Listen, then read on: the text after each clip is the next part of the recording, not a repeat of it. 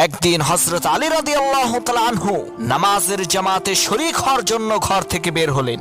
এদিকে কয়েকজন কাফের ফন্দি আঁকলো যাতে হযরত আলী নামাজের জামাতে শরীক না হতে পারে। তাই তারা হযরত আলীর পথে দাঁড়িয়ে রইল।